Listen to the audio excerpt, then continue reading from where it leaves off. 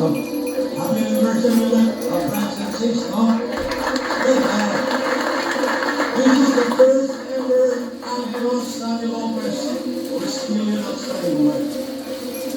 You know, after 45 years, alam naman natin, narinig si Francis was the pioneer. As makabangan, rescue, we cannot deny that.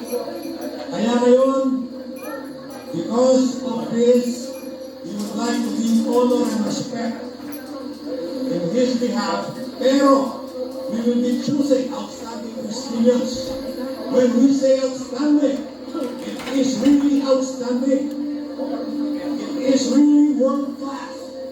Itong mga na-nominate natin, and they are nine persons, 9 people, 9 Christians. First, ano nito? Anong kategorya? Iba-iba. Meron tayo sa civic, meron tayo sa police military, meron tayo sa medicine, meron tayo sa arts, meron tayo sa foreign service, meron din tayo sa public service, of course. Tsaka yung wala lang tayo ngayon talaga yung sa sports. These are 9 individuals who have excelled in their chosen fields. This is an embodiment of Christians who have excelled in their chosen fields of interest and endeavor. Ito sana magiging inspirasyon lalong-lalo na sa mga kabataan. Na talagang sa mga darating na panahon, kayo ang magmamana ng ating kapatiran. So we are envisioning a brighter future for the fraternity na sana this inspiration will serve as our goal to reach the highest standards in our fraternity. Not only to serve our fraternity, but to serve our community, to serve our nation, and to serve God, of course. Meron din pala tayo sa religion. So without further ado, umpisahan na natin ang awarding ng ating mga outstanding Christian Awards in the name of the first of ang Christian na si Brad Angelos Sandy Lopez. Sister Shane. Thank you, Mangay. Round of applause to Mangay. First awardee, Brad Francisco Napari for education.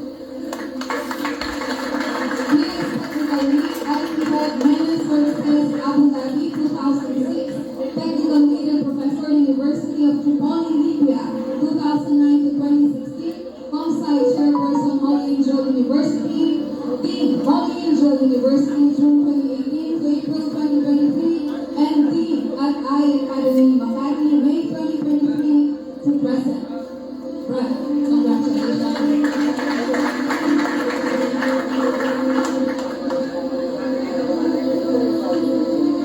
The next awardee is in the field of religion, Brad Roland de la Paz.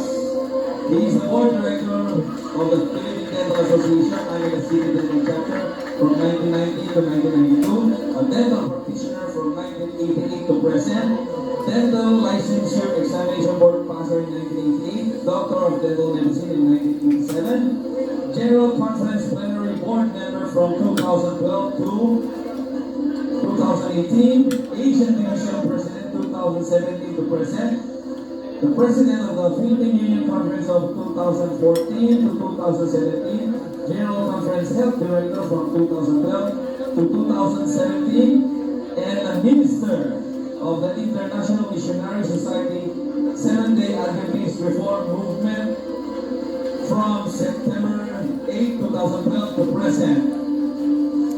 On behalf of Brad Roland de la Paz, Brad Benny will receive his award.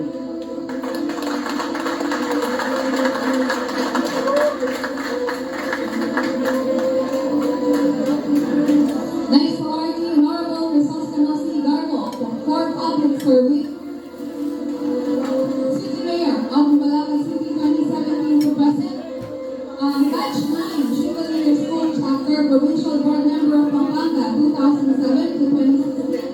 Vice Mayor of Bulacan City 2004 to 2007. Provincial Board Member of Pampanga 1995 to 2004. Graduated Doctor of Medicine, AUS College of Medicine 1992. City Councilor 1992 to 1995. On his behalf, Brad Henry Wong will receive his awards.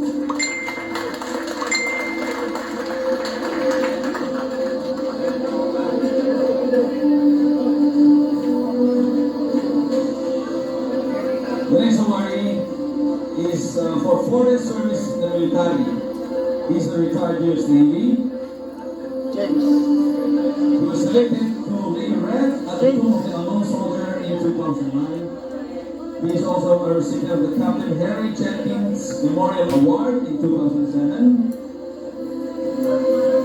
He is the recipient from GEICO Military Service in 2009, a Spirit of Hope Award recipient in 2008, and he was also invited to the White House by President George W. Bush in 2008. At present, he is an aviation maintenance senior chief. That was his last position, and currently an estate planner and immigration consultant. His career in the U.S. Navy is from 1991 to 2012, batch 130 Holy Angel chapter. Brother Giovanni Malighi, retired U.S. Navy. On his behalf, Brad Paul Lopez will receive his award.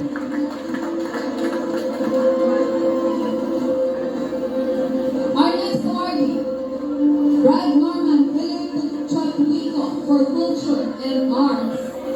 Outstanding Alumnus Award for Arts and Culture, Holy Angel University Alumni Association, Rockefeller Foundation and Ford Foundation grantee, National Commission for Culture and the Arts and National Historical Commission of the Philippines exhibit grantee, most outstanding Kapampangan for Arts and Culture Awardee 2008, studied fine arts at UP Diliman, painter, sculptor, calligrapher, convener of Pangit-Ipon Panyulong Kalangan at Manang Kabyasnan Kapampangan, Culture and Arts Council of Angeles Visual Arts Representative, Indigenous Kapampangan artist.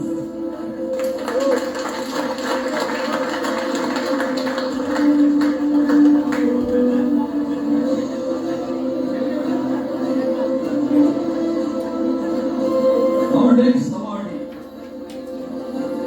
is for civic service.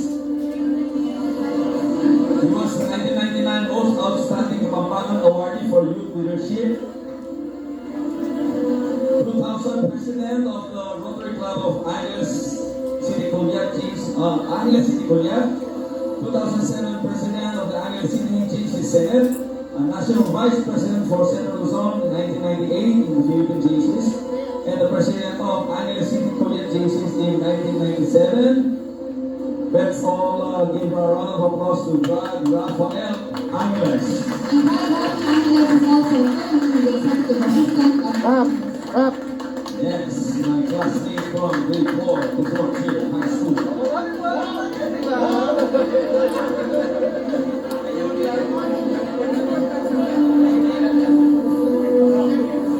Next awardee, Brad Dennis Aleros Antonio for Business and Entrepreneurship, Honorary Memorial Park Director, Director of West Fields International School, Director of Neptune Incorporated, Manager of Sunset Signature Homes and Franchisee, 7-Eleven, Santa Mall.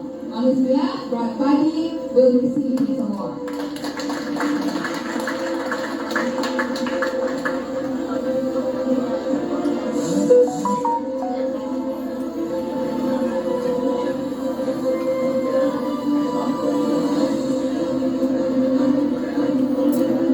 Our next awardee is for the military.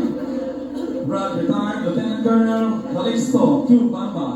He was the former Chief of Police of Anao Ramos and Concepcion Urla, retired Police Lieutenant Colonel, Masters in Public Administration at Tarlac State University, Commerce Major in Banking and Finance at Holy Angel University.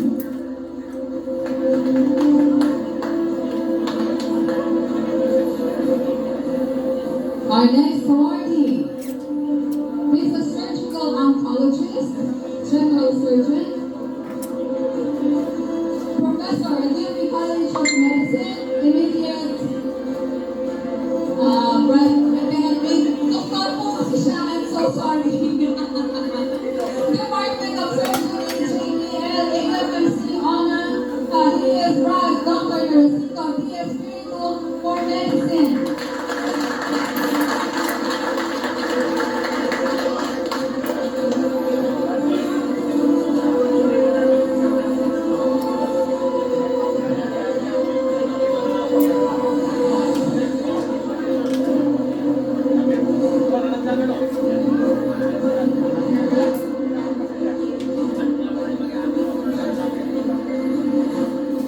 Compress ko ng konti.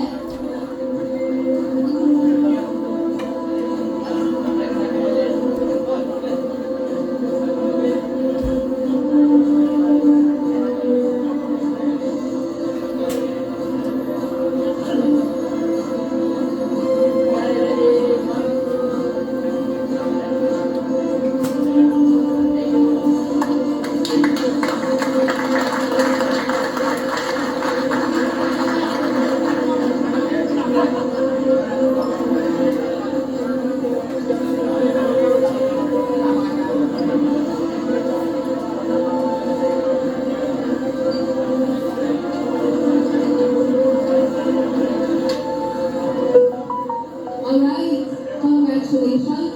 And may they be inspirations para sa ating lahat. And at this point, I would like to call on Raul Lopez for short keynote for everyone.